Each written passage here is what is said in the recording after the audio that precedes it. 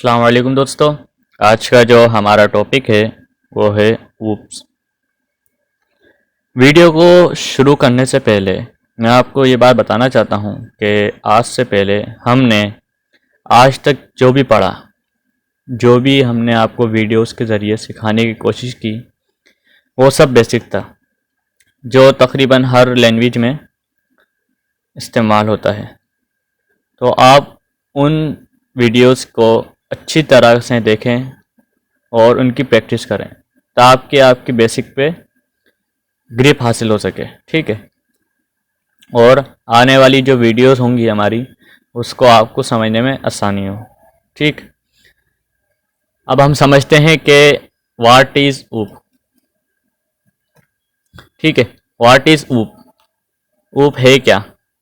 ऊप is stand for object oriented programming language. जो OOP है वो किसके स्टैंड फॉर है? ऑब्जेक्ट ओरिएंटेड प्रोग्रामिंग लैंग्वेज के, ठीक है। डिफ्रेंशिएशन, प्रोसीजरल ओरिएंटेड प्रोग्रामिंग और ऑब्जेक्ट ओरिएंटेड प्रोग्रामिंग, ठीक है। इन दोनों में क्या फ़र्क होता है? P O P and O O P, यानी ऑब्जेक्ट, ऊप्स और पॉप। क्या इन दोनों में क्या फ़र्क है? सबसे पहले इट्स जो हमारा होता है ऊप यानी प्रोसीजरल ओरिएंटेड प्रोग्रामिंग में, इट डील विथ एल्गोरिथम। ये क्या कर रहा होता है? एल्गोरिथम के साथ ये अपनी डील कर रहा होता है, इसको डेटा को हमारा बता रहा होता है। और ये हमारा ऑब्जेक्ट ओरिएंटेड प्रोग्रामिंग है, इसमें हम डेटा के ज़रिए अपन प्रोग्राम जो है एक्शन परफॉर्म करा रहे होते हैं, ठीक है। Program are divided into function, जिसमें प्रोग्राम जो डिवाइड हो रहा होता है वो फंक्शन के ज़रिए हो रहा होता है, ठीक है। और जो हमारा ऑब्जेक्ट ओरिएंटेड में है, program are divided into object. तो प्रोग्राम डिवाइड होता है वो ऑब्जेक्ट के ज़रिए होता है। इट नीड लेस मेमोरी, इसके अंदर कम मेमोरी इस्तेमाल होती है। इसके अंदर ऑब्जेक्ट ओरिएंटेड प्रोग्रामिंग में थोड़ी ज़्यादा इस्तेमाल होती है बनिस्बतन प्रोसीजरल ओरिएंटेड प्रोग्रामिंग के, ठीक है।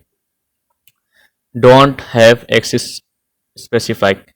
एक्सेस स्पेसिफाइड हम उसे बोलते हैं जैसे पब्लिक हो गया, डिफ़ॉल्ट हो गया, प्राइवेट हो गया। इसमें जो इतनी भी चीज़ें होती हैं सब पब्लिक होती हैं प्रोसीजर में। और ऑब्जेक्ट ओरिएंटेड में हम इसमें स्पेसिफाई कर सकते हैं, क्योंकि हम इसमें बता सकते हैं कि कौन सा वेरिएबल पब्लिक है, कौन सी क्लास पब्लिक है, कौन सा मेथड पब्लिक है, प्रोटेक्टेड है, डिफ़ॉल्ट है, प्राइवेट है।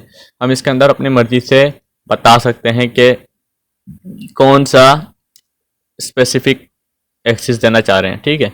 इसके बाद क्या बोलते हैं, प्रोसीजरल ओरिएंटेड प्रोग्रामिंग में ओवरलोडिंग नॉट पॉसिबल, और ऑब्जेक्ट ओरिएंटेड में पॉसिबल होती है, क्योंकि इसमें फंक्शन ओवरलोडिंग हो, जैसे हमने आपको बताया है कि किस तरह से हम यूज़ कर सकते हैं। ऑपरेटिंग ओवरलोडिंग होती है इसमें, ठीक है। इसमें आप देखें प्रोसीजरल ओरिएंटेड प्रोग्रामिंग में हम क्या करते हैं, do not data not hiding. हम इसमें डेटा अपना हाइड नहीं कर सकते, हालांकि हम ऑब्जेक्ट ओरिएंटेड प्रोग्रामिंग में हम पॉसिबल कर सकते हैं कि उसमें अपना डेटा हाइड कर सकते हैं। उसमें एब्स्ट्रैक्ट होता है, इनकैप्सुलेशन होता है, ठीक है। और जो हमारा प्रोसीजरल ओरिएंटेड प्रोग्रामिंग होती है वो सी में होती है, वीबी बेसिक, जो हमारी जितनी लैंग्वेजेस हैं इनमें प्रोसीजरल ओरिएंटेड प्रोग्रामिंग इस्तेमाल होती है। इसी तरह से ऑब्जेक्ट ओरिएंटेड में होती हैं C++ हो गया, जावा हो गया, पाइथन हो गया, ये सारी ऑब्जेक्ट ओरिएंटेड प्रोग्रामिंग लैंग्वेजेस हैं, ठीक है। अब हम देखते हैं object oriented programming has several advantages of procedural programming. इसमें क्या हमारा कितने वो फायदे हैं, ठीक है। OOP is faster and easier to execute, यानी ऊप्स जो है वो फास्टर होता है और एग्जीक्यूट करने में आसानी से हो जाता है, ठीक है। OOPs provide a clear structure for the program. जो हमारा ऊप है हमें बिल्कुल क्लियर स्ट्रक्चर दे रहा होता है प्रोग्राम को, ठीक है। OOP helps to keep the Java code. OOPs मदद करता है जावा कोड को ड्राई करने में। अब ड्राई क्या होता है? डोंट रिपीट योर सेल्फ, यानी वो खुद अपने आप को रिपीट नहीं करता है बार बार।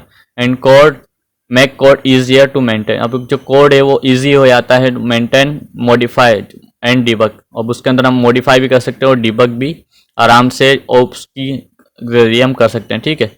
ओप make it possible to create full reusable application with less code and shorter development. अब देखें इसमें हम अगर हम क्लासेस बना लेते हैं एक मरतबा, तो हमारे को जैसे मेन्यू का हमने एक क्लास बना लिया, अब हमारे बार बार उसको लिखने की ज़रूरत नहीं, सिर्फ हम उसको कॉल कराएंगे तो इससे क्या होगा, हमारे जो कोड है वो उससे लेस भी हो जाएगा और हमारे छोटे कम टाइम में हमारा एक अच्छा सा एप्लीकेशन बन सकती है कि हम किस तरह से ऊप के ज़रिए बना सकते हैं। ठीक है, अब हम देखते हैं वाटर क्लास एंड ऑब्जेक्ट। जो है क्लास और object main expect of object oriented programming language, जो हैं ऑब्जेक्ट मेन पहलू हैं हमारे ऑब्जेक्ट ओरिएंटेड प्रोग्रामिंग लैंग्वेज के, जो क्लास और ऑब्जेक्ट। ठीक, इनके बगैर हमारी मुश्किल हो जाती है ऑब्जेक्ट ओरिएंटेड में। सबसे पहले हम देखते हैं क्लास क्या है और ऑब्जेक्ट क्या है। अगर फर्ज करें मैं अब क्लास लेता हूँ फ्रूट्स की, और फ्रूट्स की मैंने एक क्लास ले ली, अब उसके अंदर हमारे जो ऑब्जेक्ट होंगे वो उसके अंदर ऑरेंज होगा, ग्रेप्स होगा और स्ट्रॉबेरी। ये हमारी क्या है, फ्रूट्स एक हमारा बहुत बड़ा हमारी क्लास है, उसके अंदर ऑब्जेक्ट जो है ऑरेंज है, ग्राफ है और स्ट्रॉबेरी। ठीक है, इसी तरह से हम एक और एग्जाम्पल देखते हैं कि किस तरह से हम है हमारा कंट्री हमने एक क्लास ली जैसे। ठीक है, उसका नाम ऑब्जेक्ट बनाया पाकिस्तान, इंडिया, तुर्की। ठीक है, इस तरह से ये हमारी क्या है क्लास और ऑब्जेक्ट, यानी क्लास के अंदर हम मल्टीपल सिर्फ एक हम नाम डिसाइड कर देते हैं कि क्लास किस काम आ रही है। जैसे हमने बताया है क्लास कंट्री की, अब क्लास कंट्री है। ठीक है, उसके अंदर हम बहुत सारी चीज़ें दे सकते थे उसी के रिलेटेड, जैसे कंट्री, अब उसके अंदर कंट्री के अंदर हम अपने कंट्रीज़ के नाम दे सकते हैं, पाकिस्तान, इंडिया, तुर्की, बांग्लादेश, जो हम जितने देना चाहें हम इसमें दे सकते हैं। अब जो क्लास है वो एक हमारा टेम्पलेट होता है फॉर ऑब्जेक्ट, यानी अब हमारा टेम्पलेट है क्लास के अंदर, हम जिसके अंदर जो भी चाहें वो हम कर सकते हैं।